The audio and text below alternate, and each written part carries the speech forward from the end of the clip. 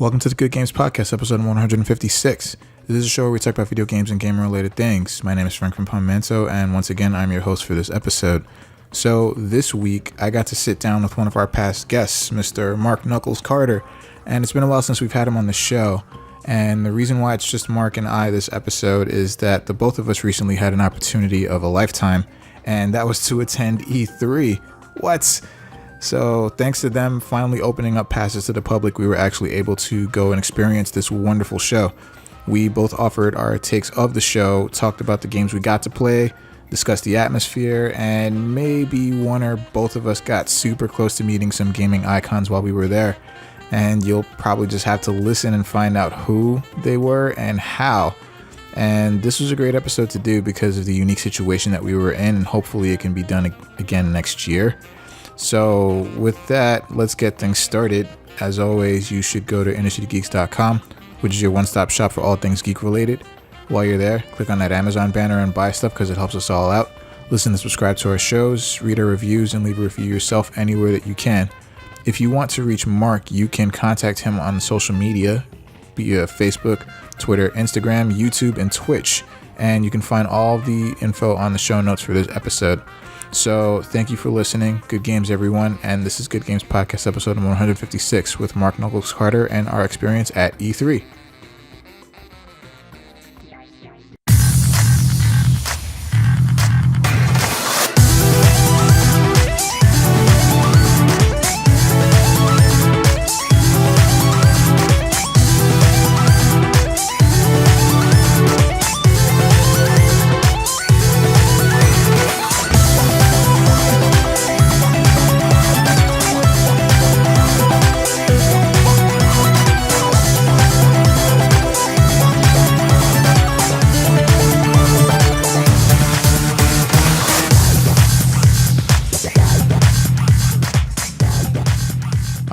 So, Mark, welcome back, man. Hey, what's going on, Frank? How you been, man?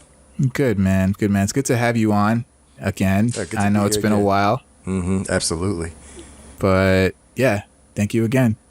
The reason why you're here and I'm here and we're kind of doing this by ourselves today is that you and I got afforded a very unique opportunity to go to this trade show, this big convention that's called E3. Absolutely. And yo, I don't know about you, but I was like, the first time that they announced that they were offering passes to the public, I was just like, okay, I think this is something that I need to do. Yo, you know what? The same here. I said I had to jump on it. I don't care how much it costs, man. I got to throw money on it. You know, the first step was getting the ticket itself. You know what I mean? Once you do that, then, you know, plane, hotel, they don't matter. But the first step was trying to get the ticket itself, man. And yeah, man. Dude, it was awesome. Yeah, I don't know about you, but this is like this was a bucket list thing for me. Oh, you got that right. And I was just like, yo, if I ever get the chance to go to E3, that will be part of my life that is done. Like, I can say that I've been there. And when they said we're offering tickets to the public, I'm like, holy shit, okay. You know what, Frank, the funniest thing is, because I was talking to some people and I said, you know what, they may not do this again. Who knows? Right. But at least we got to take the opportunity right now, you know what I mean? Because who knows? I mean, I remember a lot of there was some people that went to E3 like years and years, and they say, you know what? It's this year has been so crowded, and you know, I don't kind of like this, you know what I mean? This the crowd level is like it's a little intimidating, but and I guess I don't know if that feedback is going to go back to the people that do the show, and I don't know if they're going to take that into consideration to make it public again next year, or they're going to keep it the way it was. And I'm hoping that they do keep it public, but if not, at least we had the opportunity, man. You know? Yeah, man. I don't know about you. I think I've been thinking about that same thing too, because you know it's E3 and it's such an elite show, and you know it's only the press that gets invited to go, and I was thinking about that, and I'm thinking maybe it's like 50-50. I think that there's a 50% chance that they will, and it's 50% chance that they won't offer it to the public again. And like you said, because of that, I wanted to just make sure that I was able to go. Absolutely. Because again, there's that 50% chance to me in the back of my mind thinking like, what if they don't do this again next year? Right. You know? And even if they do, and I hope they do too, but even if they do, I just want to be like, yo, I went to E3. I've been to E3. At least you have that on your belt. Exactly. Just bragging rights. Like like, yo, I've been to E3, and you can say the same thing too because we were both there. Mm-hmm. Yo, incredible. It was. So, all right, let's talk details. Let's talk about what we did while we were there. Right. So E3 is 3 days. It was, at least where we were able to go, it was 3 days. So unfortunately, we weren't able to attend any of the conferences. We weren't able to attend any of like the behind the scenes press stuff that they had going on during the show. But we were able to like be on the show floor, and we were able to experience a lot of things, games that we probably aren't even coming out for like there was one game I played that's not coming out for like almost a year. Yeah, same here. And I'm like, yo, I get to laugh at everybody saying, yo, I played this game like a year ago. So let's talk about what our experience was like. So let's start with day one. Mm-hmm. So why don't you start us off? Like, what was day one like for you in the beginning? Like going in, what happened? Well, day one, it was kind of like I kind of call it like the scout day, Of course, when we was walking, first of all, that huge line wrapping around the building, man. And oh my God, that was crazy. I mean, we kind of got the bulk of the line before I saw you, and kind of got you bypassed through all that, Yeah, that snake. I'm just gonna say I thank you so much for that problem, because man. you had said to me on the line while we were waiting, you were just like, yo, if you had kept going, if I didn't see you, that would have been like another hour and a half. Absolutely. So it kind of saved you that time. But yeah, the first day was for me, it was a scout day. I say it like that because it's a brand new convention. Usually with brand new cons, I always tend to walk around, see what's in the vicinity. You know what I mean? And see what's there. And of course, half the day that Tuesday. We was on the side where, of course, Square Enix was, where Ubisoft and usually the esports arena. So I was looking around that area until a couple of my buddies was like, hey, there's another side. I was like, I didn't know there was another side. And so I'm wasting a half a day, on this one side. And I'm like, okay, we got 3 more hours. We got to go to the other side, to check out. Because I'm wondering, where's PlayStation at? Where's Nintendo? Until he said, yeah, it's the other side of the hall. So I'm rushing over there. And, when I get to the other side of the hall, the West Hall, as it's called, and I'm looking, I'm like, oh, my God, there's Nintendo, there's PlayStation. Oh, man, I was like, I can't believe. So that first day was kind of like, it wasn't a wasted day. I was trying to, just pretty much see what's there, see what, I can plan and plot for day two. It was just awesome, man. I think the first day, it was just a lot of running around, you know what I mean? Because again, everybody was giving out free goodies and bags and swag and keychains. Yeah, the swag went too fast. It did. The swag went too fast. Like everybody was walking around with these little tote bags, like these Mega Man bags. Yeah. And I could not for the life of me find any of those. Same I was here. Searching. Same here, dude. Seriously. Matter of fact, it was the first day when I saw people with those big Final Fantasy Stormblood bags, and I'm like, "Where did you get those at?" And the girls pointing, "Oh, it's over there. Go ahead and run after." And I'm running. It's like people sending me on a wild goose chase trying to find these bags. Because first of all, I didn't bring my. Well, here's the mistake I did. I didn't bring my my convention bag. I usually have a convention bag to bring at every convention wherever I go to. I didn't bring it to E3 because I'm thinking it's just straight up games. You know what I mean? Like I don't have to worry about taking anything home. It's just straight up games. Big mistake, man. I was like, oh man, I got so much stuff and it's like I don't got nowhere to carry it. I was like, okay, I got to find a bag somewhere. You know what I mean? So I forgot what. I think I didn't get it back till day 2, man. So me neither. Crazy. Me neither. More on that later. But yeah, I didn't get it back till day 2. But go ahead. Yeah, but day one was kind of just to see what's there, So I kind of had, it was fun just to get the vibe in, you know what I mean, just to get the atmosphere, had that settle in, and it was pretty much plan and plot for day 2. So day 1 was pretty good for me. I glad to see where everything was at, so that I can, put put a playbook out for tomorrow, put it say. Yeah, cool, man. Well, my day one was a little different from yours, but kind of similar in a certain way. Mm-hmm. So my day one, we entered together, and it was kind of funny. As soon as we entered, Mark, you're like, all right, I'll see you later. It's time to explore. And I'm like, all right, see you later, man. Right. Enjoy. So, I don't know. I was stuck like there was a Sonic ring jump booth, like right at the front of the con. And so I went there, and I'm like, I kind of want to try this because I saw people trying to reach the ring. Yeah. And I'm like, I want to try this. And I'm like, you know what? It can't be that bad. Like there were like maybe, I don't know, I think 10 people ahead of me. So I'm like, all right, it's not that bad. Let me just wait here. Yeah. So as soon as the doors opened, I went right to that booth and I started waiting. And it took a while. And what I didn't notice is that a lot of people had other people that would just come and like kind of, the people had friends that were like not on the line, but then when it was around their turn, all their friends would come, and I'm like, oh fuck. Yeah. So I was waiting for a minute. I was waiting for about an hour to get my turn for the ring jump. Yeah. So basically, what it was that this booth, for listeners, this booth was just like this giant trampoline, like on a green and set to a green screen backdrop, and they had this ring. They had this like plastic ring that was hanging very high.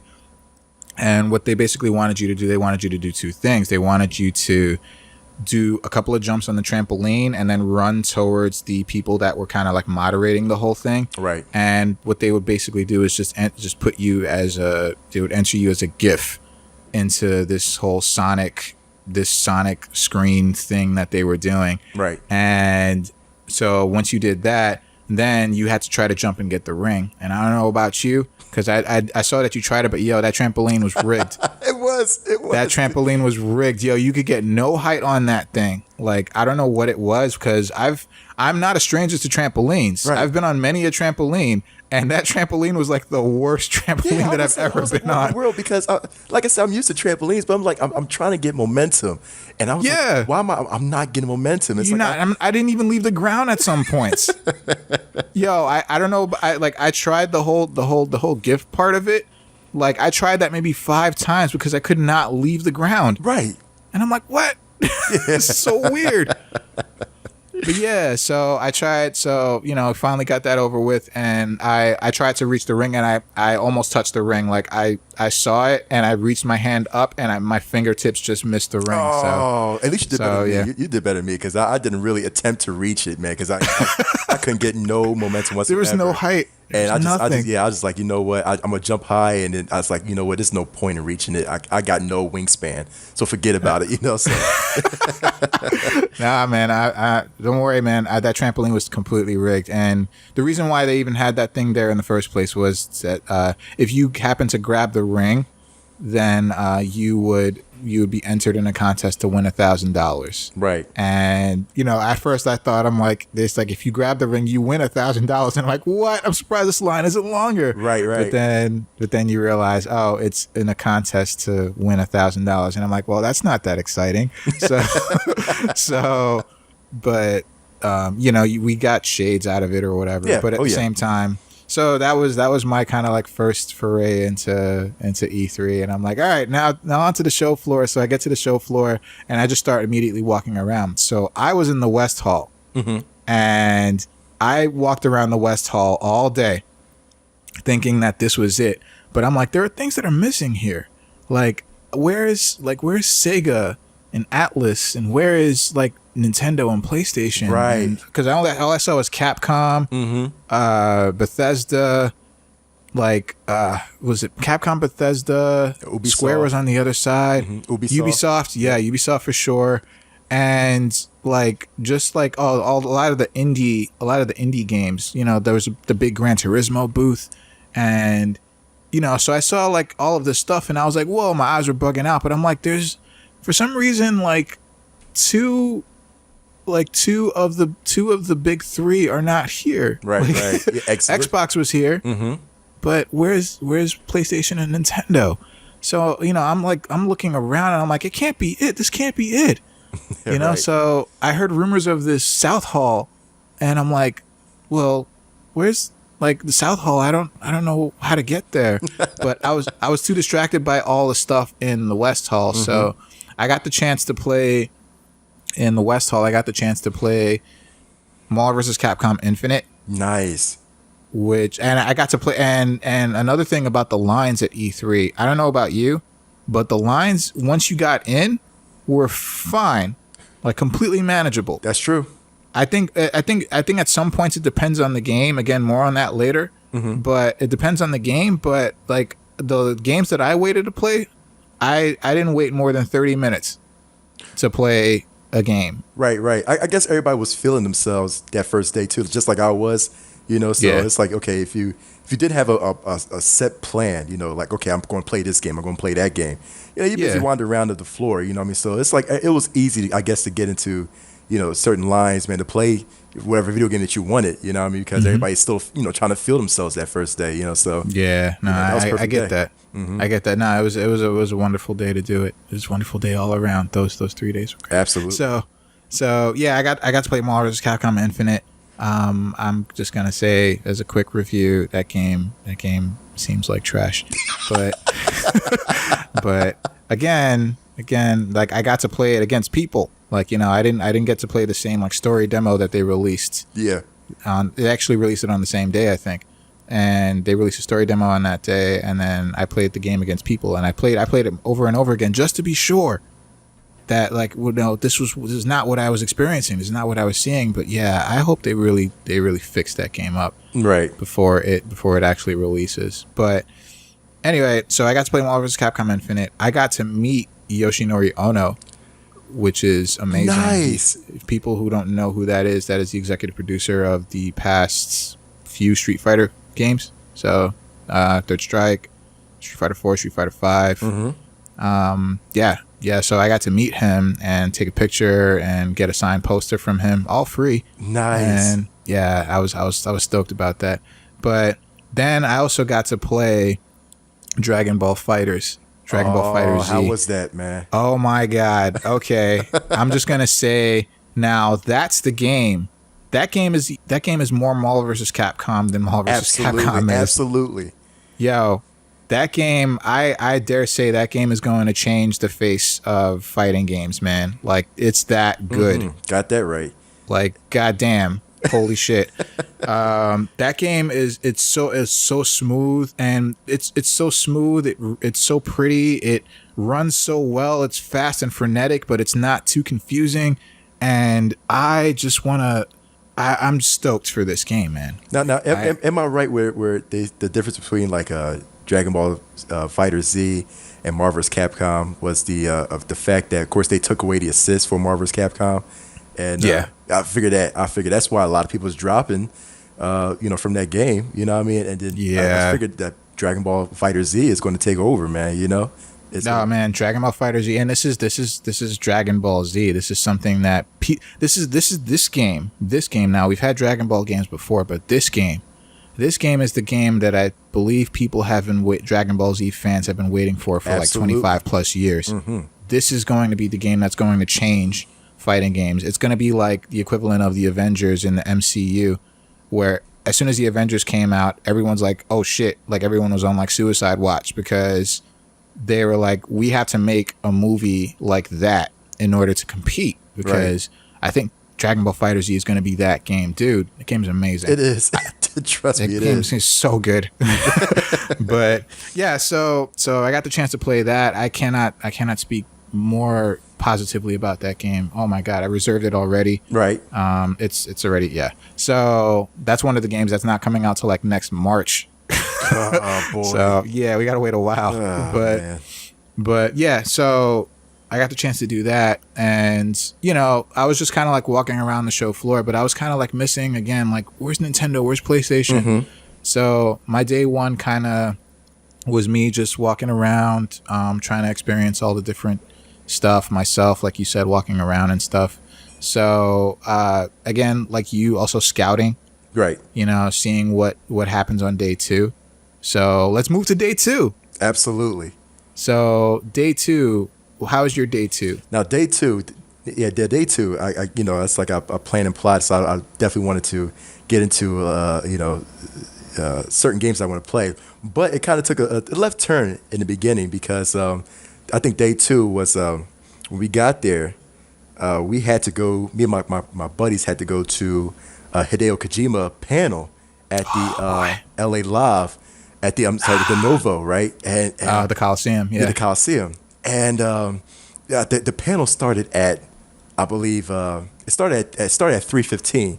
The only thing is, I know because I love going to panels that it is a panel that is in high demand. You know, like you gotta wait there all day. Yeah, they're going to be all there. Usually the trick is for those high demand panels is to go there early, like go there extremely early. I told my buddies, I said, we got to go there since it starts at 3:15. We got to be there at 1. We got to be there at 1:15. Man, I was thinking more like 10. I mean, hey, it's Hideo Kojima, man. Hey, absolutely. As a matter of fact, even before that, because doors opened at 10, we went to, well, of course, me and you, we was trying to get a lot of PlayStation slots for video games. Oh, of course, yeah. Oh god, we could talk about that for eons, man. Yeah, we met up again on day 2 for people that are a little confused about that little part. But yeah, we met up again on day 2. Actually, I don't know. Like I think you just walked in and I was already waiting online. Yeah, and I'm not sure if you were farther back, but I'm like, yo, you want to get in on this? Yeah, so we just kind of slipped in. So like, help you out, Yeah, right. So we was of course, when you try to play the PlayStation games, you got to get appointments, which is horrible. PlayStation kind of bombed on that one. So you got to get time. Yeah, you got to get appointments. So you got to download the Experience PlayStation app, and you got to, they released this appointment slots around 9:30, and then of course, we was all on our phones, and of course the app crashes, and everybody's trying to get into the server, and we couldn't get no time. I couldn't get past the loading screen. Yeah, the first loading screen. I was there with you guys for like 10 minutes on the same screen. I'm like, God. So the funny thing is the only thing I could only get was it was the theater for Uncharted Lost Legacy, which, by the way, that was good. The way the guy kind of showed us more of the gameplay was actually pretty good. That got me hyped for Uncharted when it comes out. Yeah, I gotta say, now I also got that too, the Uncharted. Where and I got were it at you? the same. Exactly. Okay, I'm gonna answer this question. Yeah, please, because we had a seat saved for you, man. And we was I'm like, sorry. Where's Frank at? Look, all right. So this is what happened, right? So you remember? So I had gotten the same appointment as Marc for Uncharted, and I was planning to go. I was like ready to go, and because it was the only thing I could get. So, but I remember I had told you, I'm like, let me go check out Sega.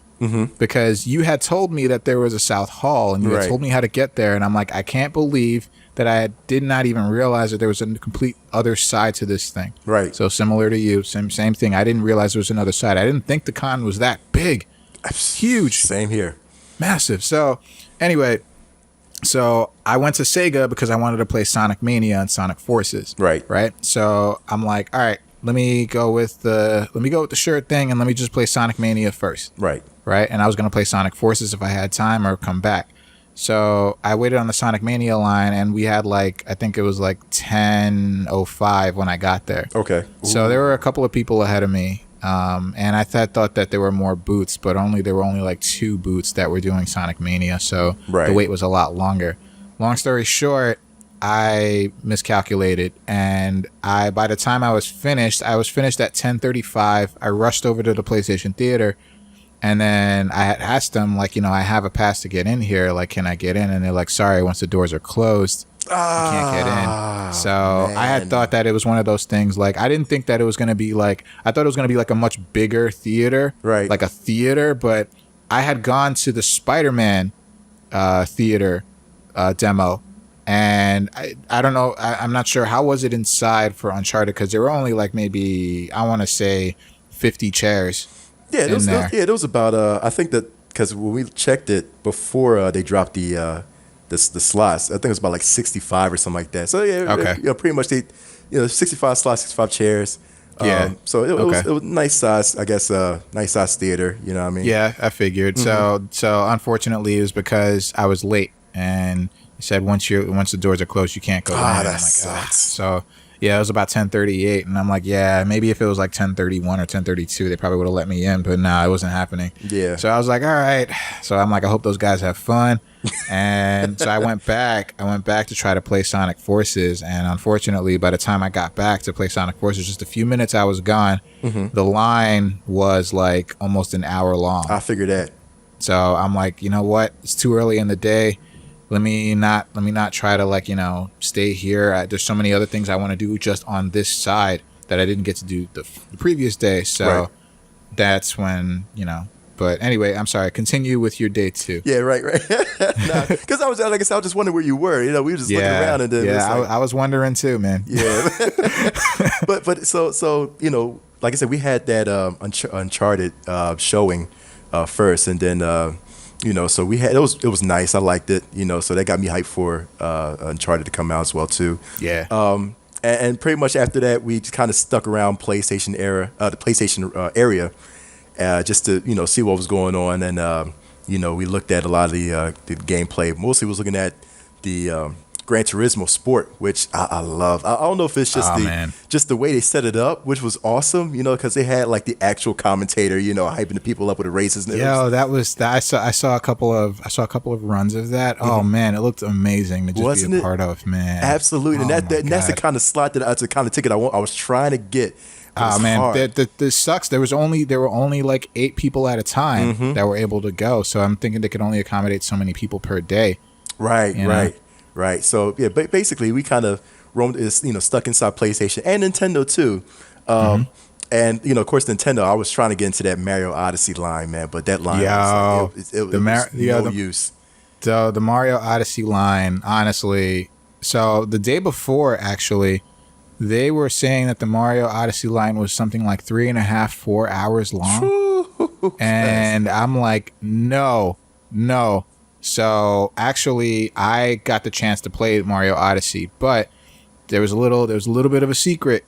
And so on the far side, past the screens, they actually had lines for the Switch. The Switch version, like the portable version. Yeah, really. Of Mario Odyssey. Yeah. So they had two lines. They had 2 switches, so one on each side of a table, and you basically just had to wait online. And you know, the reason why the Mario Odyssey line was so long was because the demo, what you got to play was 10 minutes. What? So 10 minutes? 10 minutes. Really? 10 minutes per person. Yeah. And because it's 10 minutes per person, you'd be waiting there forever. Yeah, that's true. I didn't know it was gonna be 10 minutes. Wow. Yeah. So there were actually 6 people ahead of me, so I actually legit had to wait an hour to play even the Switch version. Right. You know, but you still got like the visor, and you still got like the little swag that they gave you after you played the portable versions too. But it would have been nice to play on the big screens, but that line was ridiculously long. Right. You know, so if you just did a little searching on the far side, you could get to play the game, and it was a much shorter wait. So got you. But go ahead. Yeah, but yeah. So like we kind of, you know, went around at the Nintendo area too and all that. By the time we got to check, you know, those 2 areas between Nintendo and PlayStation, it was time that I told my buddies. I said, let's go to EA Coliseum, you know, to get our seats and everything. So right, for the Kojima. Right. Yeah. We actually got there in time for the Call of Duty World War II panel, which was actually pretty good. I kind of like the way they presented it too as well. Again, I'm not a Call of Duty. I hate Call of Duty, man. Call of Duty sucks. Yeah. I can't stand it either. Yeah, you know, and that was another game that the line was ridiculous. Which I couldn't understand too, because I can get into that in some other games that probably could compete with Call of Duty. But but with Call of Duty, it was interesting how they presented it. You know what I mean? I like the way, you know, some of the multiplayer. I was like, okay, all right, you know, I'm not sold on it, but you know, it was pretty good. As long as they don't add nothing like zombies or aliens, man. I mean, who knows? You know what I mean? But so that was a good panel. Then after that panel was it was a panel called you know, I guess it was like stories within games, or like, you know, just pretty much games with stories. It was talking about like how, you know, it was a debate between if games should be just focused on gameplay and not the story, you know, which was interesting because again, most of us, you know, a lot of us would rather, you know, have just straight up gameplay. I don't care about the story. For me, I'm a story person. I gotta have story no matter what, you know. So that was interesting. I like that they brought out They brought out some film directors, some notable film directors. I forgot. Lord, I forgot who they brought out. Man, I should have hung out with you day two, because that would have been a panel I would have been all over. It was I great. actually think I signed up for that panel too, but I just didn't have the time. Got you. To get there. Got you. Yeah, I mean, it was good. It was great. I liked it, man.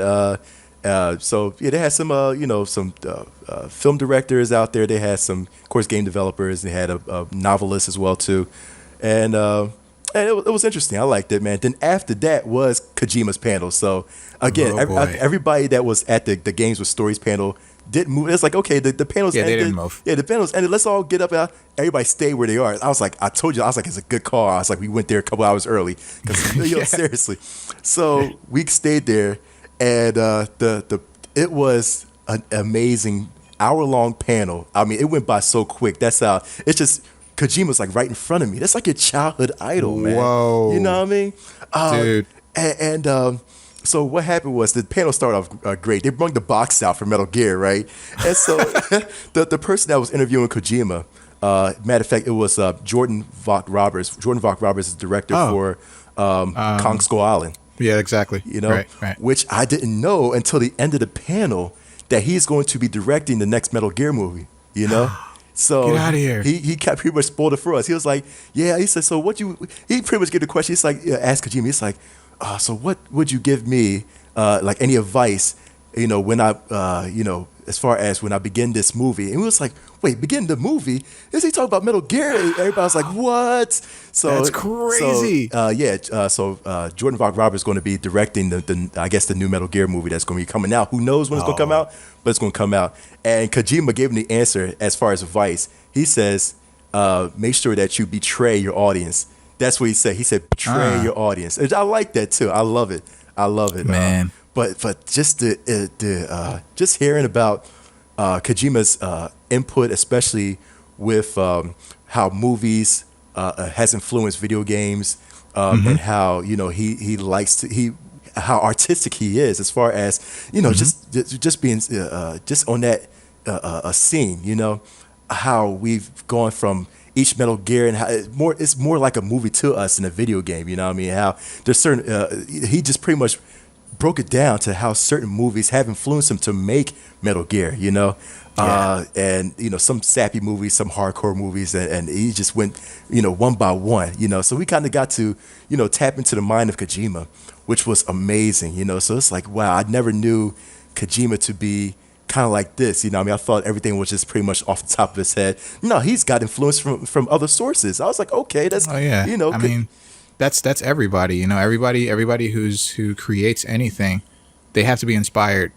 They have to be inspired by something, whether it's just their imagination or it's something that they've been exposed to already. And I'm sure he's got influences, and I'm sure that he wanted to have like some sort of like input, like executive producer or maybe even direct input on the Metal Gear Solid film, because he basically gave us 5 of them. Right. Yeah, absolutely.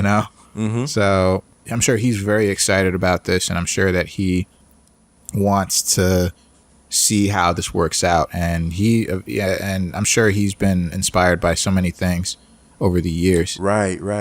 So it was great to just hear him, to deliberate, especially on those, on those issues and those topics right there, which was like, that's awesome.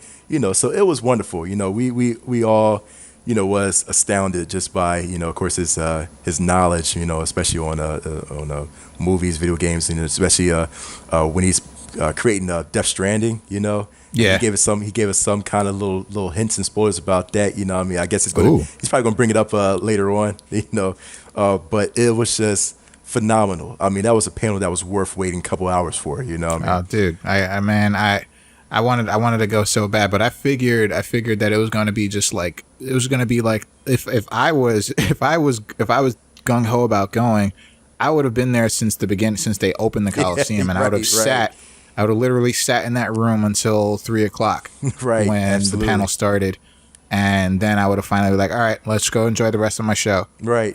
So, but yeah. No, so I can imagine it was amazing. Mm-hmm. So that was wonderful. So yeah, basically, so after that, like I said, I think we had like an hour and a half left. So basically, it was just, going back in and trying to get a couple plays. And of course, I went to the Sega area and played Sonic Heroes and Sonic. I'm sorry, not Sonic. Sonic Mania, Sonic Forces together at one time. How was Sonic Forces? Sonic Forces was actually, Sonic Forces is really good. I like it. It got that speed element, which I like. It's got of course, it got that that homing targeting. But I mean, it's your pretty much your nice little basic. Now they take it. Besides the you got your back view of Sonic. Got the side shot of Sonic as well too. So it's like I like it. I mean, it's pretty good. I'll pretty much put myself to. I'm going to definitely reserve it. Play it. It's a nice little speed running game for me as well too. Just exercise. Sonic Mania pretty much I think was the main focus. I mean, just Sonic Mania was like, okay, now you bring it back to the way we would like it as a child. Yeah. So I was in line for that, and I think I had more enjoyment playing Sonic Mania than Sonic Forces. Okay. So I guess the guy was just introducing me to the down dash. Aspect the drop dash. The drop dash. So I was like, okay, that's good. I mean, I like that. You don't have to rev up all the time. You just drop dash. I was like, okay, that's good. Yeah. And so, that, I'm mad I couldn't play as Knuckles, but, that's another time, I guess, when I get the game. Oh, you didn't play as Knuckles? I didn't play it. The guy would introduce me to I guess, I don't know if the drop dash was maybe it's exclusive to Sonic. Or just for Sonic, yeah. So I don't know. Just for Sonic, I see. It could have been for everybody, but, who knows. I was like, let me just go ahead and dive in with Sonic and see how it plays. And, I'll play as Knuckles when the game comes out. Yeah. But yeah, I'm so excited for Sonic Mania. I can't wait for that to come out. I can't wait. Absolutely. I can't wait. It's so with Sonic Forces, like Sega is finally introducing the create a character. Yes. And that's something that people have been waiting for a long time. Got that right. For Sonic especially. So I think that alone will help a lot of sales with that game. Right. And then true. Sonic Mania, just going back to old school, like I don't know, like to me, I think this is it. I think Sega is coming back on the map with these games. I just hope they keep the quality up after the fact. Absolutely. I'm actually hoping, and it's I'm fingers crossed that remember what was this? It was probably Sonic 2, Sonic 1, man, that they had those implement the racing aspect, like you can race. Yeah, Sonic 2. Yeah. So I'm hoping that they didn't tell us nothing, but I'm hoping with Sonic Mania, I hope so too. That would be great. That would be amazing. Put the icing on the cake if they put that racing aspect back. The co-op, yeah. I'm sure that they will. I mean, one of the guys when I was playing Sonic Mania said that, like, because I asked him, I'm like, I've been watching all like the previews and trailers of this game, but can you play a Sonic and Tails? And he's like, yeah, you can. I'm like, all right, because that was always my go-to. Right. And they're like, yeah, you can even do it like old school where you can have a second player control Tails, and you can have them drop in and drop out. Like if the second player doesn't want to play Tails or just like wants to leave or something or drop out for whatever reason, that the AI will then take over after a while. Nice. So I'm just like, yo, that's so dope.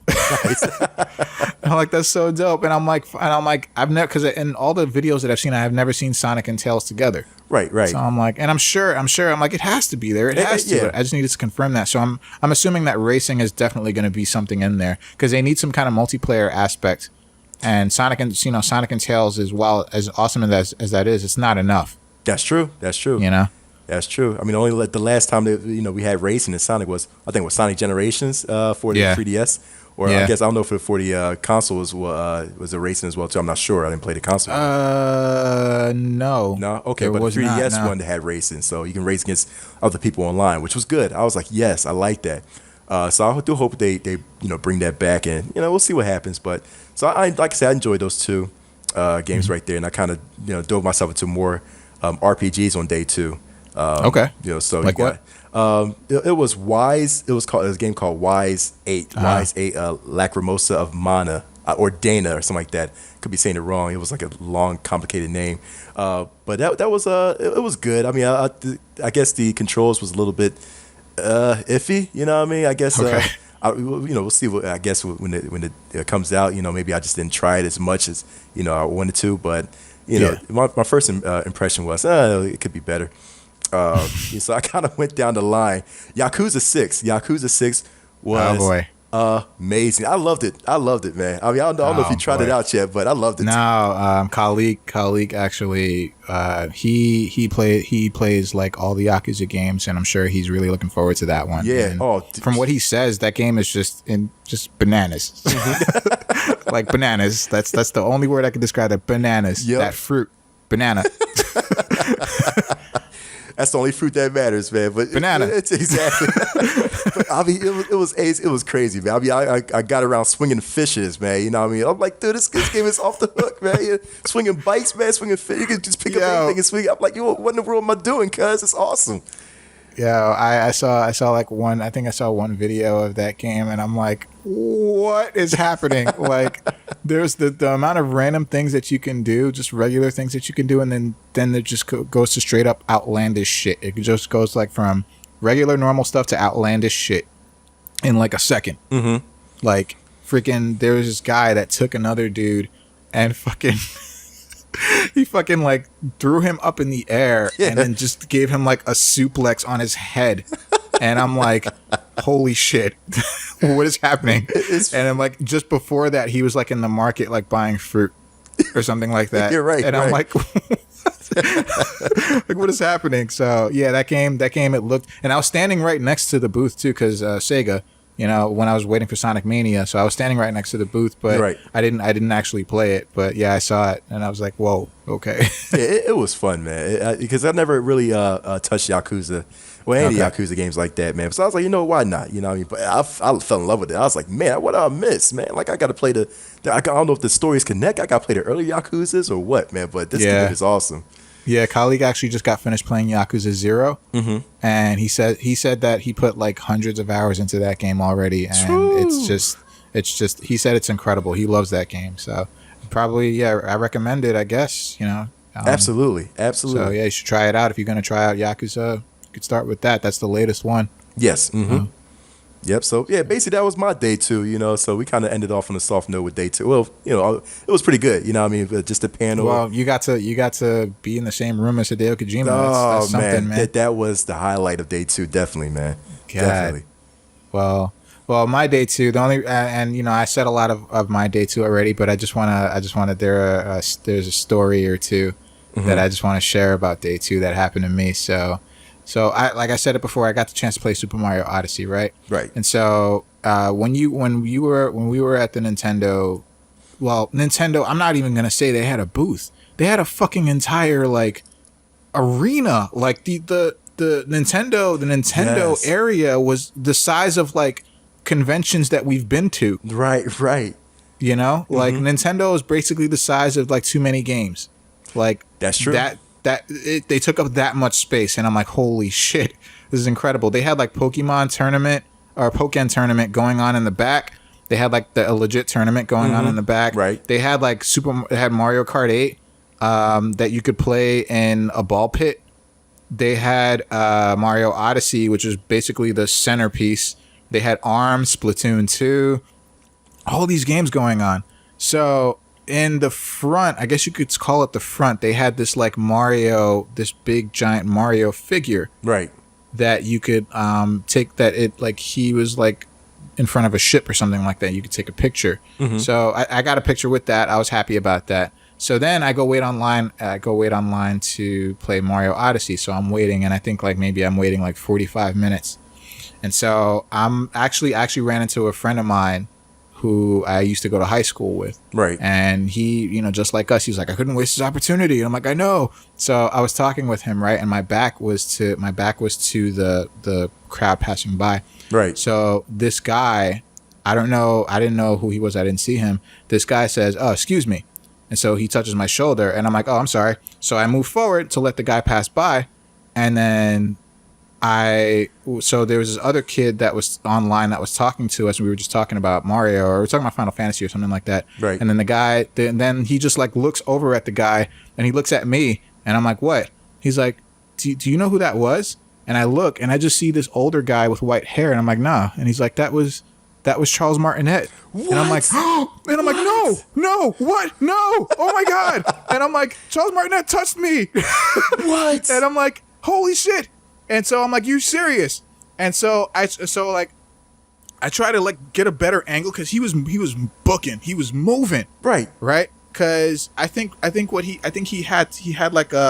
he was doing like photos with people by that same Mario statue that I was just talking about, and that was again around the corner. So whatever. So I'm like, no, that can't be. So I look at him, and then I see him go into the next area, and so by doing that, he turns. And I saw his face, and I'm like, holy shit, that was fucking Charles Martinet. Oh, dude. For those who don't know who Charles Martinet is the voice of Mario and Luigi. Oh, man. That's like, he's been the voice of Mario since, well, fucking 64. Or beyond that, even, maybe. Dude, I did not know he was going to be there. He was there. He was there. He touched my shoulder. He said, excuse me. And I had no fucking idea. I had no idea. I was like, shit. But yeah, Charles Martinet was there, and he walked right by me. Dude, that's insane, man. Incredible. I was like, yo, the amount of celebrities, like, especially in the video game world, that were there. You know, it's kind of like, it hasn't really like hit me that there were that many people there. Right, like, right. You know, you had like YouTube personalities. Yeah, that, you know, that's cool. They were all over the place, and it was nice to see a whole lot of them. But then you have like voice actors that were there, like Troy Baker was there. Right.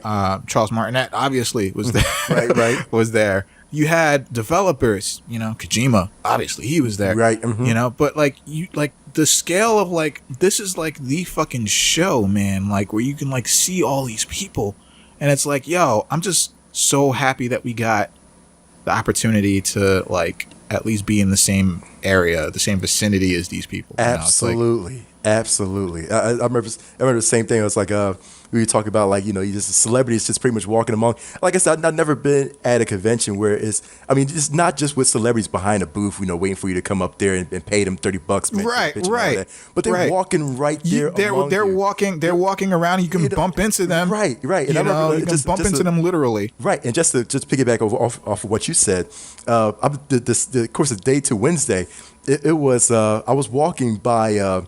I think it was the Ubisoft booth, and right next to me, I don't know if a lot of people know, especially that listen to you, that know Dashy. Oh, snap. He was right there. And I'm like, oh my God, that's Dashy, dude. And so I'm stopping, and like a few people just go up to him, like, hey, Dashy and all that. Like, not a lot of people was crowding around him. So I was like, I'm gonna go up there and say what's up to him. I was like, I gotta get a picture with him, right? That's my dude. That's what you're supposed to do. Exactly. You never know if you're gonna get the opportunity to do it again. Right. So I'll get a video. I was like, Dashy, you got to do your intro one time. And he does it. You know, he's like, what up? This Dashy. I'm like, dude, I'm blowing my head. I'm like laughing, and I'm like, I can't believe he's right here. He's right here.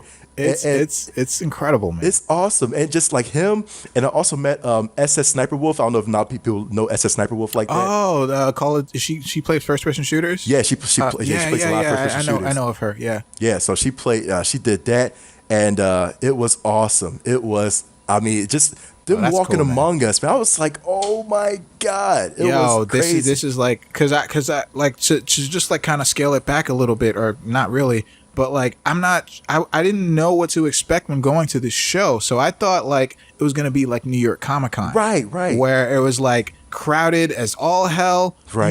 You can't see 2 feet in front of you without another person being in your face. Like, it's like elbow room only. Right. And I thought it was going to be like that. But surprisingly, again, like I said before, it was very much manageable. Like, the LA Convention Center is massive, first of all. Right. You know, and there was like a lot of room to walk. The lines weren't that bad, and it's just I was very surprised by all of this. And again, you can literally bump into these celebrities that you just kind of like adore or have been following for years. Right, absolutely. And they're there, like right there. There's no like line to wait to see. Like you said, you don't have to pay to see them. It's like they're just right there walking around just like you. Absolutely. It's like, wow, it's incredible. Yeah, so yeah, man. it was amazing, dude. I was just starstruck, just all those, that Dude. day. I couldn't believe it, man. It's Dude, like, seriously. I could not fucking believe that Charles Martinet walked right by me. Touched your shoulder, He said, touched my excuse me. shoulder, man. He touched my shoulder and said, "Excuse me." He was talking directly to me. Oh, dude, don't wash your shoulder ever again, dude. Oh man, I'm trying not to. I already did though, so like I wasn't thinking about it. But damn, maybe I shouldn't wash that shirt. Yeah, right. But yeah, man, it was crazy. Like the guy that was talking to us, he was just like the way he looked, like you could tell like he saw a ghost. And I'm like, I looked at his face and he looks at me. I'm like, what? And I'm like, what's wrong? And he's like, do you know who that was? And I'm like, no. And he's like, that was Charles Martinet. And I'm like, no. Oh my God. Yo, I wanted to get offline so bad, but I had already been waiting almost an hour. Yeah, I feel you. And he was already, like I said, he had already come from doing a lot of photos with other people. So I didn't want to like be that dude, say like, excuse me, Mr. Martinet. Can you? Nah, man. So I was just like, you know what? I'm just glad that's cool that he was here, that I could have had the chance to bump into him. Right, absolutely. But God, if I was just like turned around or something, I would have noticed him. If you would have focused on his face, be like, I know that guy. Like, I know that guy. As he was coming up to me, I'm like, hey, let's go. Right? I'm like, let's go. I need a picture with you right now. Absolutely. Right. Nah, man, but yeah, so that happened, and also real quick, I got to see the Spider-Man game in the theater, the PlayStation theater, and yo, I was already sold on that game. I was already planning to get that game, but the way they did the demo of the game, and again, don't get me wrong, it was the same demo that we saw in the conference, in the PlayStation conference. It's the same demo, right? But it was actually being played by a person live, and yo, the theater, and I don't know what it was, but now I cannot wait another second for that game, because that game looks that amazing. Good. Okay. Oh my God, like I got straight chills watching that game because it was so cinematic. Now it doesn't look like that the gameplay has a kind of like a Batman Arkham kind of feel to it. It does. And I know people are saying like, well, they just basically copy pasted Batman. And I'm like, I see that. Yeah. I'm like, exactly. I see that. It's also a successful formula, but at the same time, the presentation of the game itself, like the cinematics in the game itself are wonderful. Right. Like for everything, for all the shit that it might be getting, it made me want to get like a bigger TV and a dope sound system to experience it in the same way. Absolutely, dude. Yo, the theater is dope. I just got to say the PlayStation theater is amazing. Right. Yep. By far. And yeah, so I got the chance to watch that, and that just kind of like changed me. Like that was like, holy shit, this is amazing. And you know what, I cannot wait another second for that game, so I am all for it. Got that right. So yeah, that was pretty much the end of my day, because that was like a 4:30 time slot. Yeah, so that lasted about 20 minutes or so, and then I had another hour, so I actually rushed back to play Dragon Ball FighterZ one last time. So I played that one last time, and then that was pretty much the end of my day. I had like kind of like tried to get some gear. Like I bought a t-shirt I bought like an E3 t-shirt, because I think that was one thing that I had to do while I was there. So I'm like, all right, this proves that I was at E3. I got a shirt only from there. And I was at the Ubisoft booth trying to get some swag from there too, because they had some pretty cool shit there, but unfortunately, a lot of the stuff was either gone or not available in the store. Right. Yeah. You can only have to I go tried online. the same thing. So yeah, that was my day too. So I'm just gonna preface this by saying, before we move into day 3, I just want to preface by saying, unfortunately, I was not able to attend day 3. Because I had to travel back. I had to go back home. Oh, no. Yeah. So I wasn't at day 3 at all. Ah, boy. Yeah. And you know what the funny thing is? My flight got delayed by 2 hours, so I could have gone. You could have went, I could have gone for like a couple of hours. Oh, man. Yeah. Well, you know what? The fact is, at least you went. You know what I mean? At least dude, I'm happy. Yeah, exactly. You know, I'm fucking ecstatic right now. This is amazing. Like I can't believe, like I get to say I've been to E3. Like that's all I want to say. So let's move into day 3 with you, because you went to day 3, right? Yeah, absolutely. All right. So I want to hear about your day 3. Like, what was that? Like, what'd you do? So day 3, of course, I tried it again. I tried with the PlayStation, trying to get the appointments. How did that go? With no avail, dude. The same thing happened. It Really? crashed. I was like, oh my God. So I was able to get 2 theater times. I was able to get one was Days Gone, which was the 10:30 slot, 10:30 to 11 slot.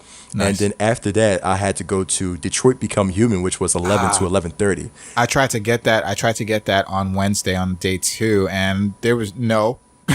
They said nope, I can't get it. But the Days Gone, like I said, the way that was shown at the PlayStation conference, the way that the guy played it live, he took an alternate route, which was like, okay, you can actually do what you want to do, and it kind of changes the story, which was great. You know what I mean? I was like, oh, that's awesome. It ended up with, the guy saving his brother or his friend, and that zombie bear comes and, chasing them both, whatever, and it stops right there. Didn't want to spoil it out for people that didn't see it yet, but, too late. But, so he took should have by now. Yeah, basically. But he took an alternate route. So I was like, okay, that's good. So you don't have to, it's not like a linear path that you have to, take and all that to, I guess, to fulfill the story. You know what I mean? You can do whatever route that you want, and then, go, I guess, tackle any side quest or whatever, and that is, it still connects to the story, which was great. I was like, okay, that's perfect. I like it. You know what I mean? And just some of the options that you can have as far as combat goes, as far as tricking your enemies. I was like, oh man, I can't wait to try it out. That game looks so good. Man, it was awesome. So Days Gone is definitely a must-have game when it comes out. Detroit Become Human. I love story games where you get to choose what you. It's like the choice you make affects the story in the long run. The person that played it was she was a sweet girl. I forgot her name too. I talked with her for a while, but she is one of the I guess the developers for that game. She was like she works for Sony, and isn't that crazy? Yeah, I was like, okay, yeah, she works for Sony. Oh, yeah, it's like I got to talk to her. I was like, okay, it's whatever, but the way that Detroit Become Human played out, man, I was like, and I love it. This is from me coming off of playing Beyond Two Souls. You know what I mean? Almost the same thing. Matter of fact, I got it's the same creator, same developer. Absolutely. So I'm already a fan of it already. You know what I mean? Okay. So Detroit Become Two Souls, it's like, okay, and when she was playing it, she kind of gave the choices to us. You know what I mean? She was like, the audience was screaming out. Oh, that's really cool. Yeah, the audience screaming like, do this. No, don't do it. Be violent. Like The Price is Right. Exactly. It's just like The Price is Right, or Who Wants to Be a Millionaire or something. Absolutely. And she kept repeating, she's like, you know what? They said, whatever everybody votes on, this is how it's going to affect the story and all that. So it's like, let's be violent. No, let's be pacifist. Let's be violent. Let's be pacifist. You know what I mean? And it was cool. Like, kill, right? So it was amazing how just that gameplay, just how it looked. Just, oh my God, it's just the cinematics and it was beautiful inside and out. Matter of fact, I just reserved it today. And so I saw your Facebook post. Yo, you reserved like 7 games. Yeah, I had to. I was like, I got to. Matter of fact, even after this, I got to go back to GameStop and reserve some more. But it was amazing too. It was. Yeah, I don't blame you, man. I reserved Dragon Ball already. I already had Marvel vs. Capcom on reserve, but I think I might cancel that. I know it's so bad, but I just wanted to be sure. You're right. But I reserved that. I already reserved Spider-Man. I actually already reserved a lot of the games that I actually got to play at E3. Right. But E3 just reaffirmed or did not confirm my excitement for these games. So I feel you. And like I said, I was just pretty much taking a list of all the games that I've wanted to get and played. And as a matter of fact, there was one game after those 2 showings was done. I went back to the West Hall, went back to the Square Enix section, and I had to get in line for Dissidia NT. Final Fantasy. Dissidia, man, that was another game where the lines were ridiculous for me on day 2. Man, I wanted to play Dissidia. It looked so good. Listen, Frank, I'm telling you right now, cuz Dissidia is off the hook. I'm gonna tell you why. I was waiting in line for like about like it's a half an hour, right?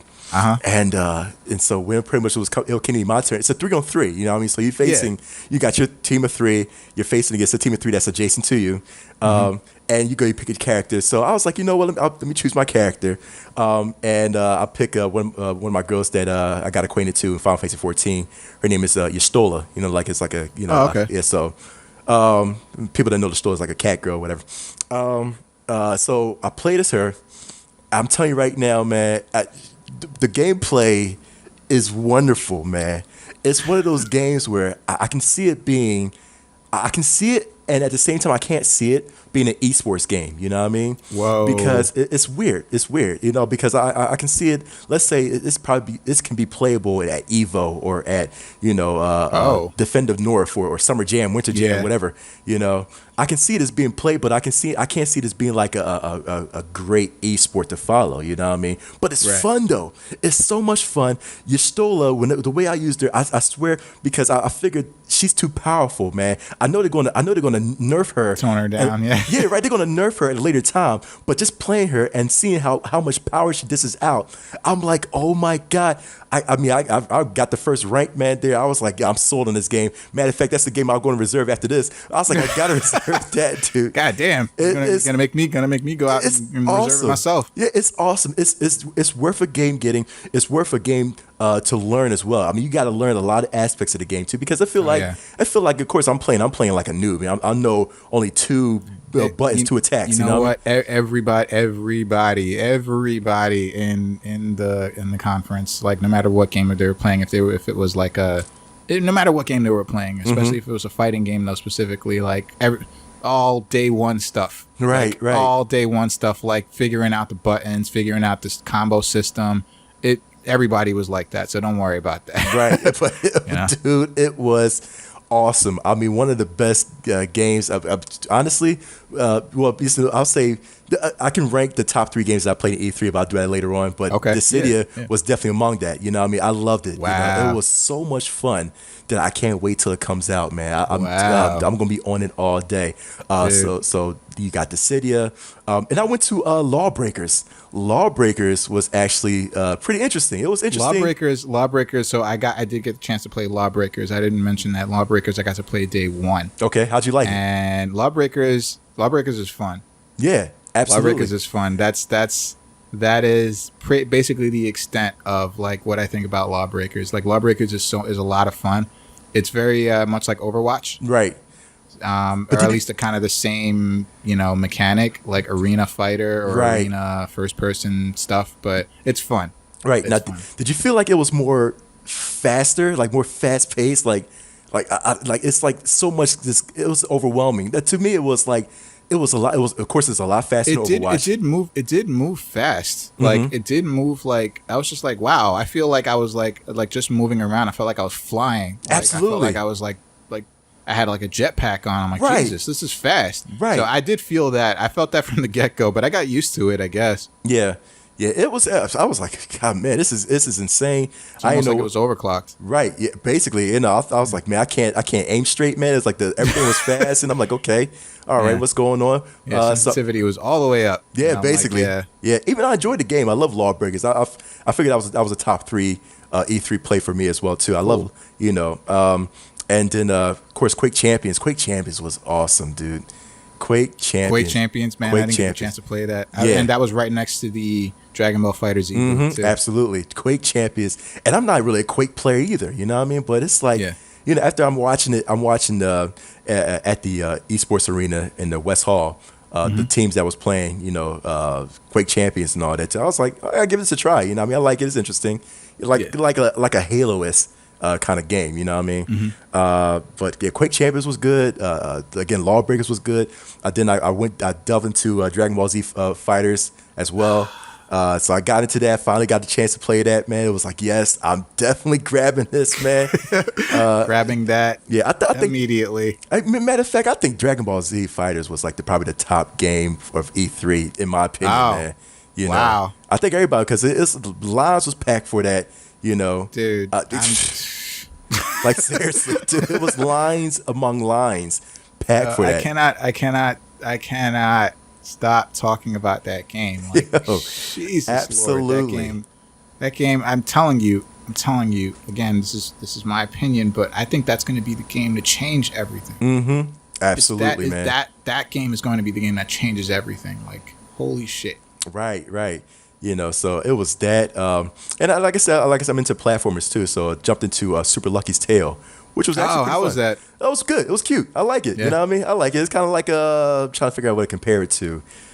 It's sort of like a Crash a little bit. You know what I mean? Sort of like a Crash, little Crash and Mario mixed together. You know what I mean? So I like. Okay, all right. I like it. Would I get it? Yeah, I'll definitely get it. I'm definitely gonna pick it up.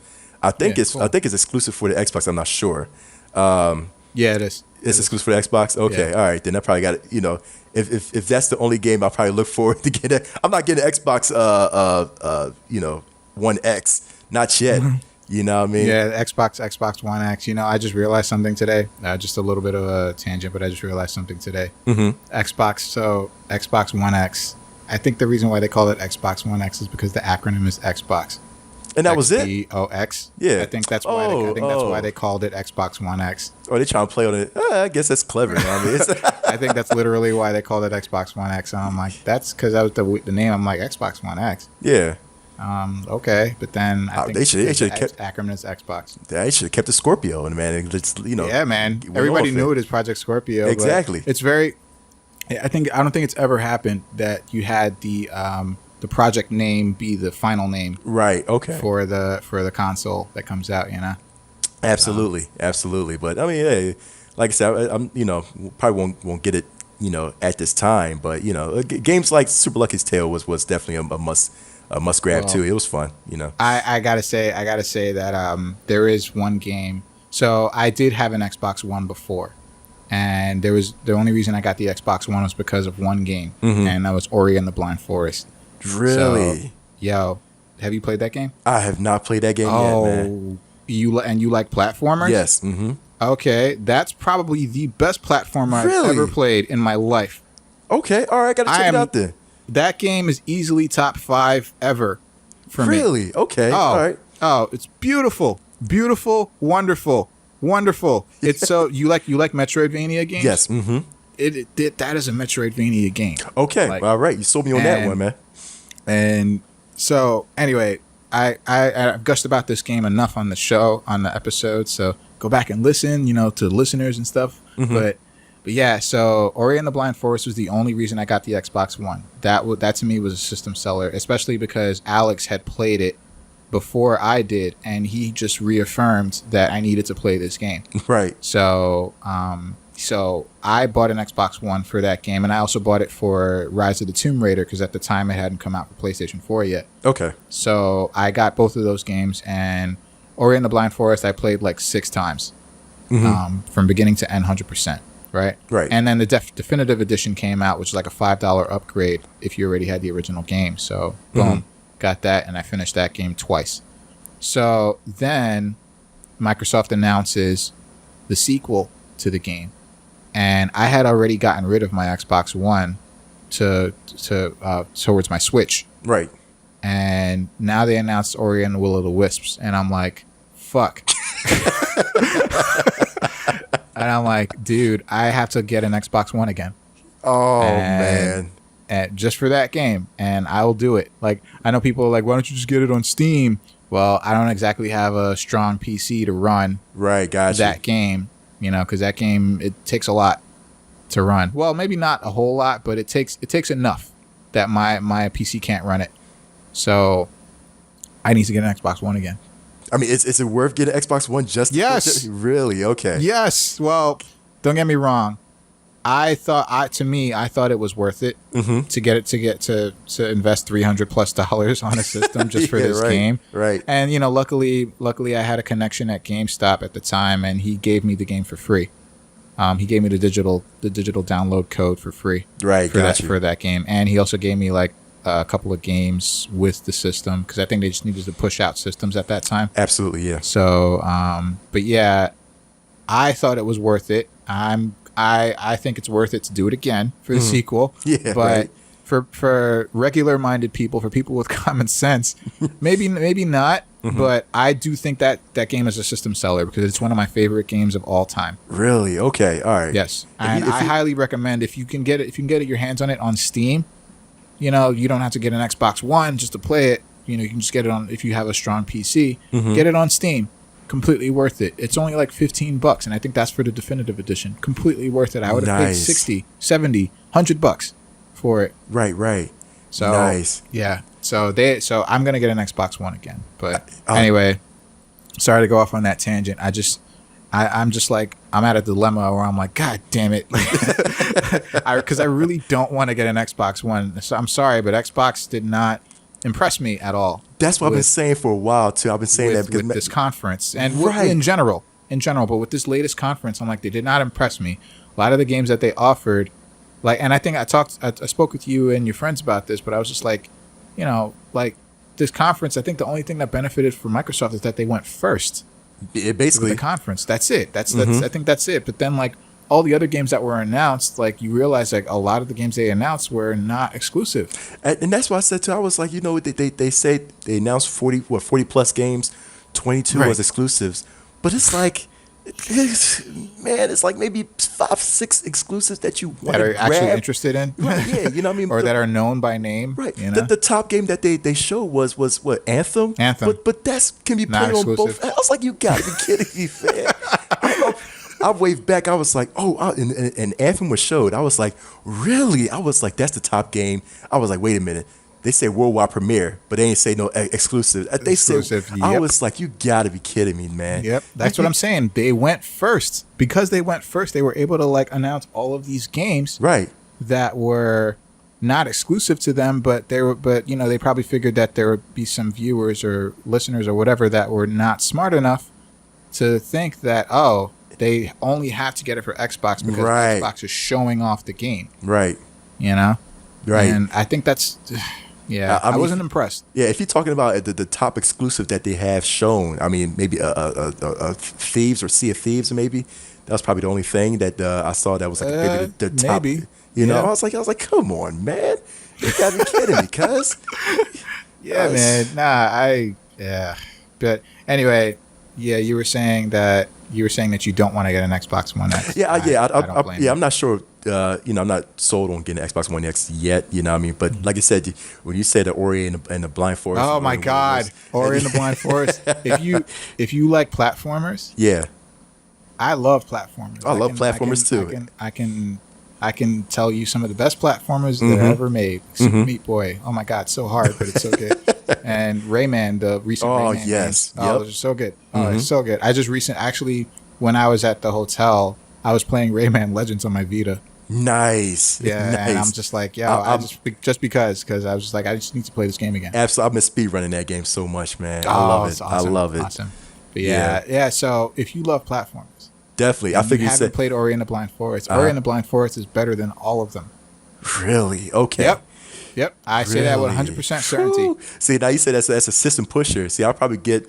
To me, it's a system pusher. Now, I don't know. I'm not saying you should make any rash decisions now. Right, I'm just but I love platformers, so that to me that's a system pusher.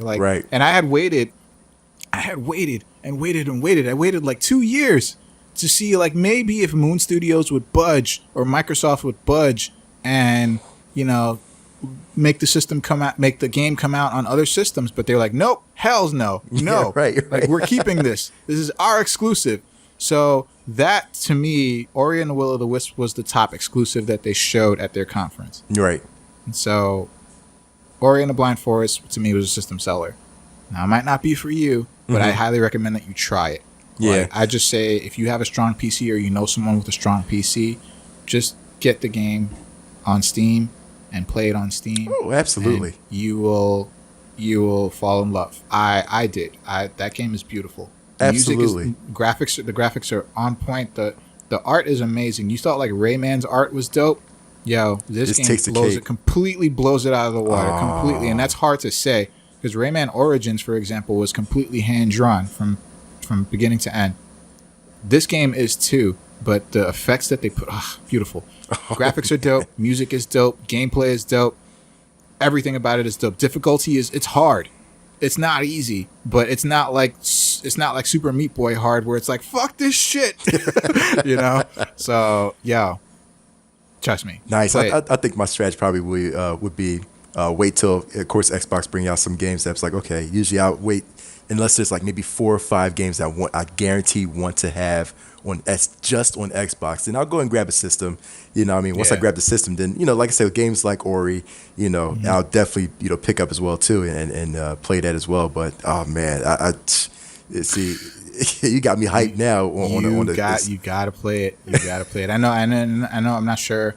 And I know you probably saw the video, but like the first game will make you like that video. I was just like, oh God, what am I feeling? You know, and the first game will make you feel like that too. There's just so many like emotional things that happen, you know, without much being said, but you just kind of get the gist of what's going on.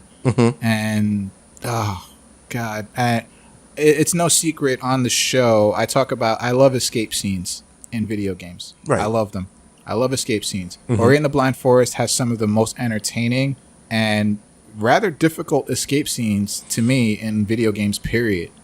Like there are three portions of the game, including the final, like the finale, which is a giant escape scene. Though the escapes are dope, man. Like the sense of urgency that you feel, that you like, I got to get the fuck out of here. Like I love it. I love all of that game. Like that game to me is nearly perfect. Like, I don't say that. I've never said that before. That game to me is nearly fucking perfect. Like, the way you're talking about it, you sold it to me, man. So man, I hope so. Seriously. I hope so. But yeah, it's like you can get it for like nothing on Steam right now. Probably even less than $15, like maybe $5. Right. I've seen like, and I'm like, that is ridiculously low for this quality game. But yo, do it. You will not regret it. I promise you. You like platformers. You like Rayman. You're gonna love this fucking nice. Okay, got you. You're gonna love this fucking game. But anyway, I'm sorry. I love that game too much. Yeah. But yeah. So you're not getting an Xbox One X. We got that. You know, not yet. It's probably a good strategy. It is probably a good strategy to wait a while to see if they come out with some more stuff. So, you know, what I mean, it's of course because it's an investment. You know.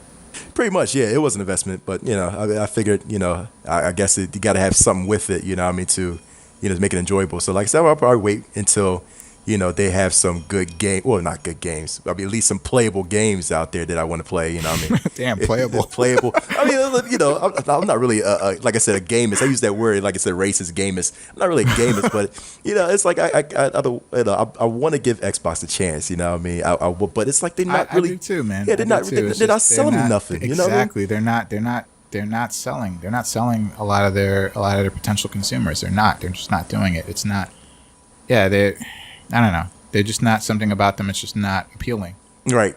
You know.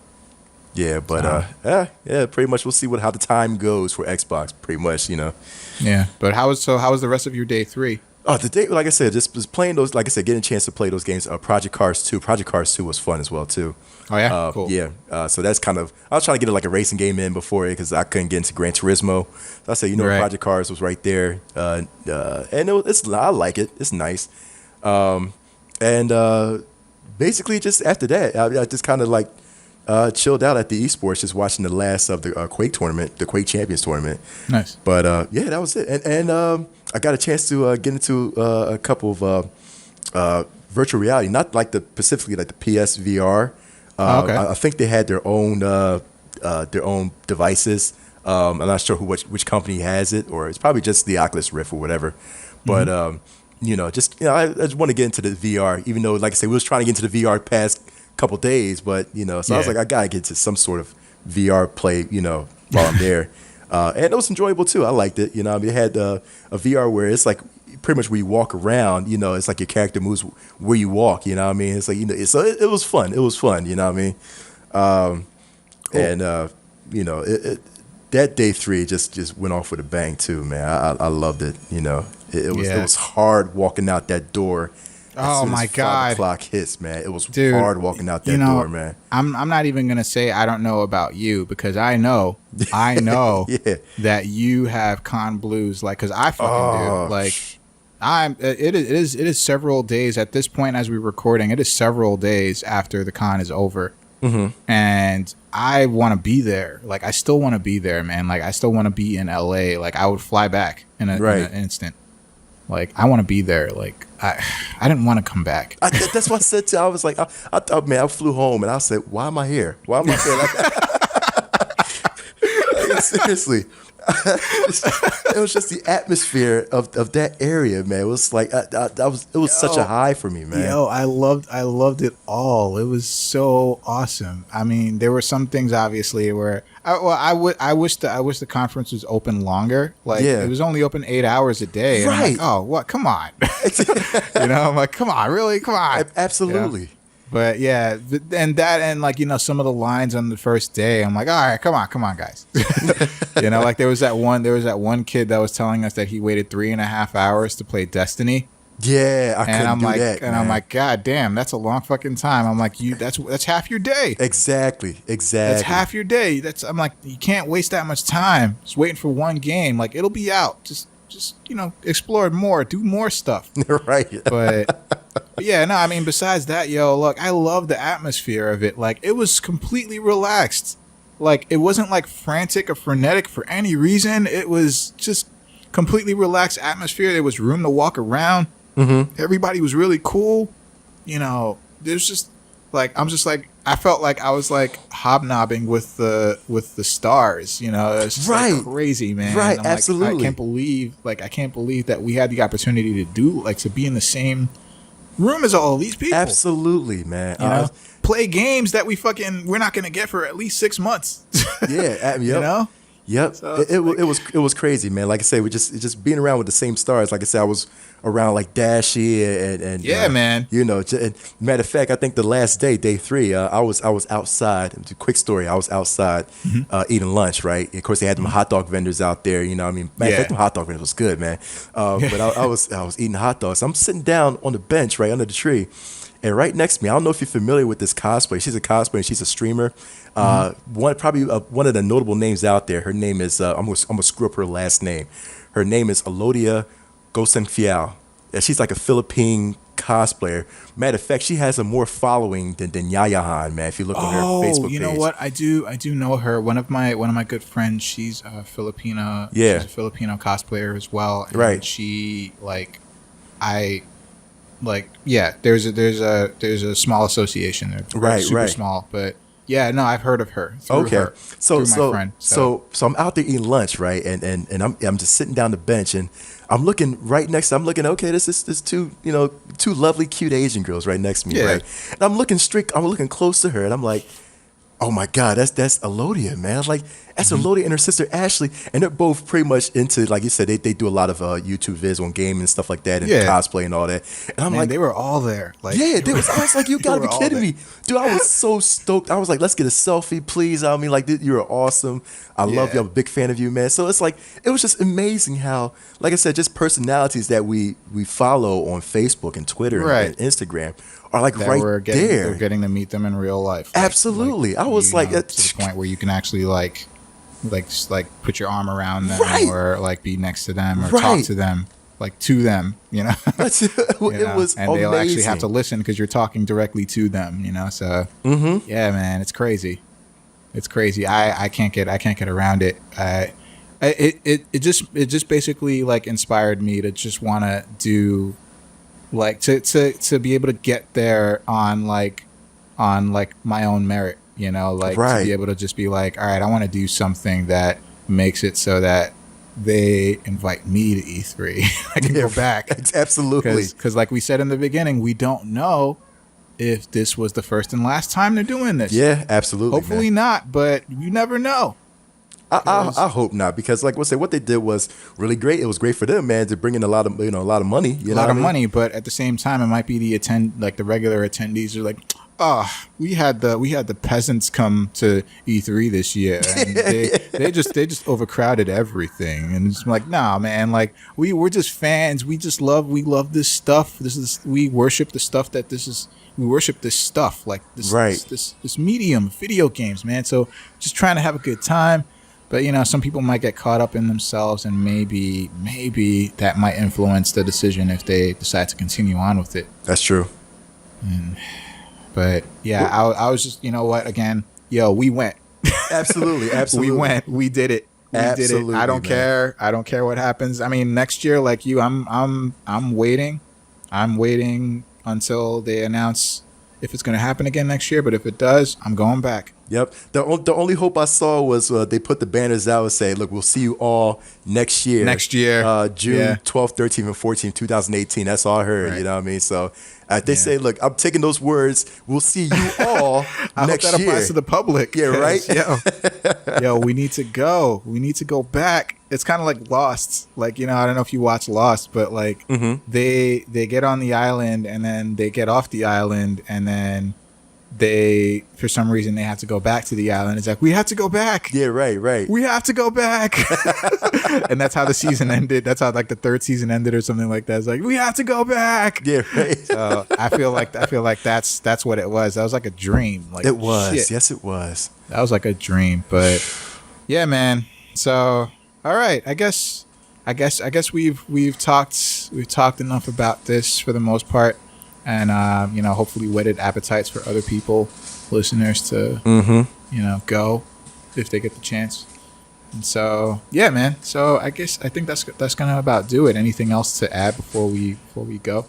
Nah, man. I'm still coming off the high, man. I'm still coming off the high. Like I said, recommend anybody. I'm hoping that they keep it open to the public. If they do, make sure that when they announce the tickets, please be the first ones in line. Oh my God! At whatever time they release it. If it's say 12 o'clock, they'll be in line at 11:59.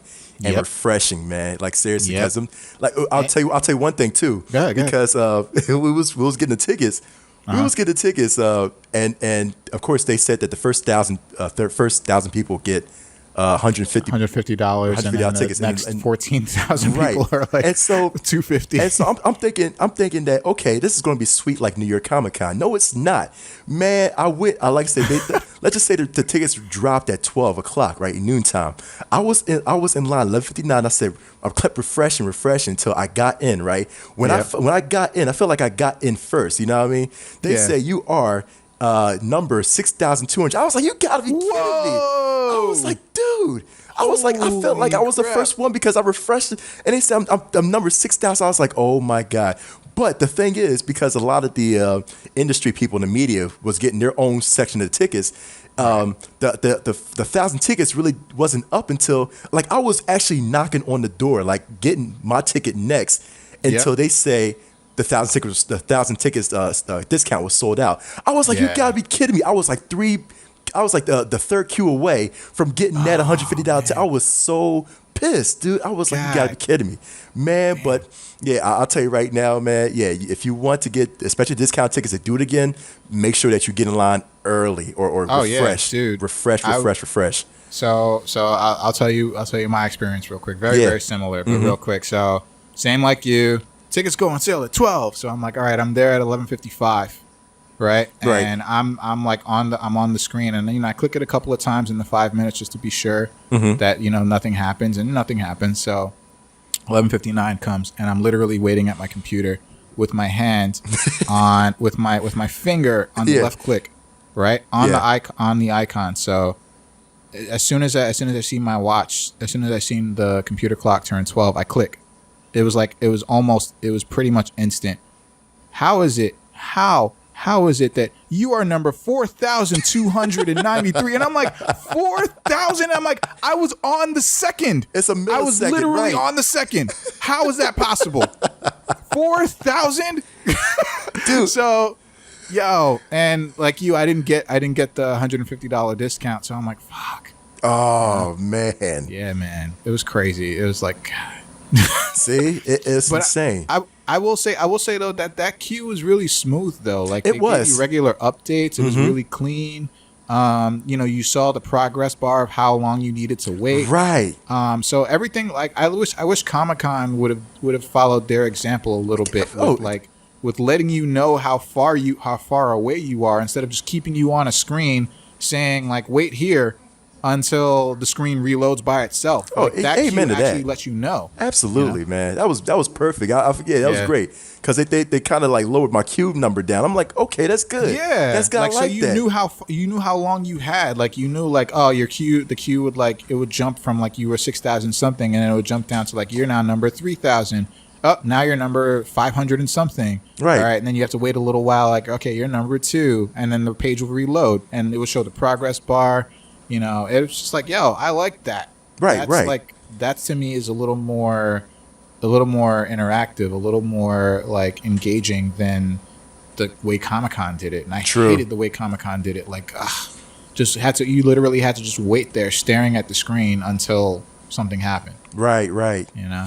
Right. So they did a good job with that, man. Overall, man, it like I said, it was just amazing.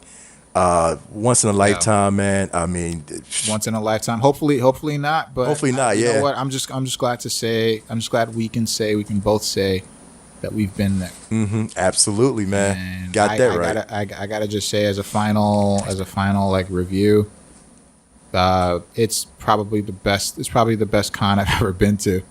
Yeah. Yep. Just because of like the amount of like. Just because of the amount of like status and craziness that was there, like I can't believe like that there are all these celebrities here and all these video games that I can play for free, and I play them like months before anyone else. Yeah, right. You know?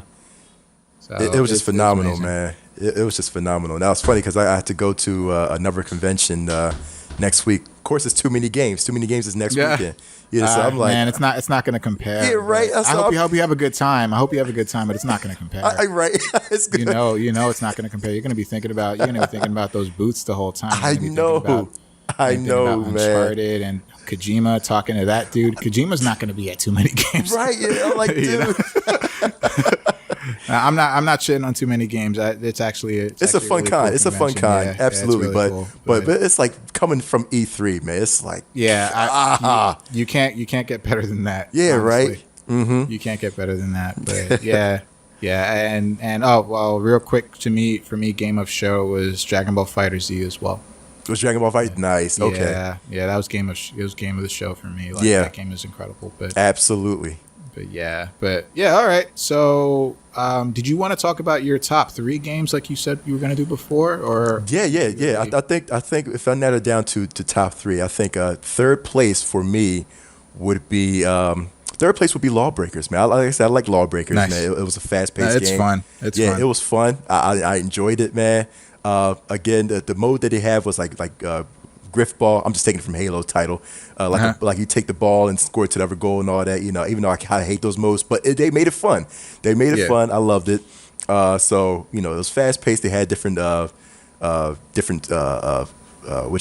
categories as far as like Vanguard, Titans, Assassins, Scouts, and all that, which was pretty cool. You get to choose, and then they have each had different powers. It was I like it, man. So it's getting used to it, the speed of it, man. It's the one thing, but overall, it was kind of fast. Yeah, it was. But overall, that's probably my third place.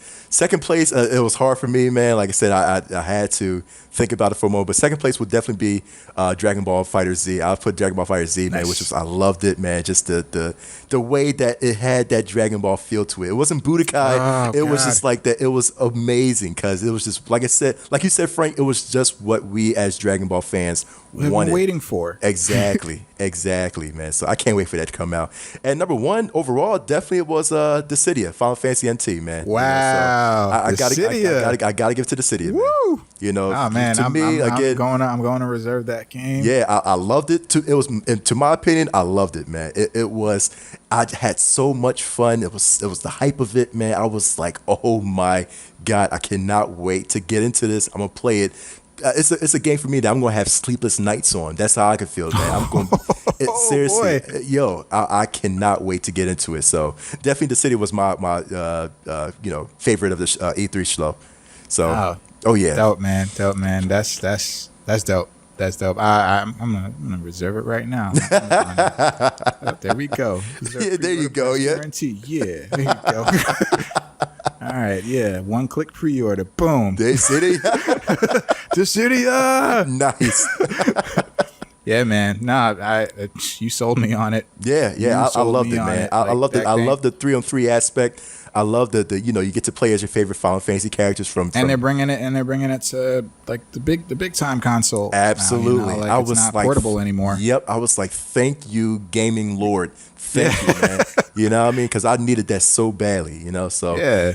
dude, I can't wait. Absolutely, man. I will take your word for it, and plus it's like it's fan service in a bottle right there. There you go. Absolutely. So I'm all for that.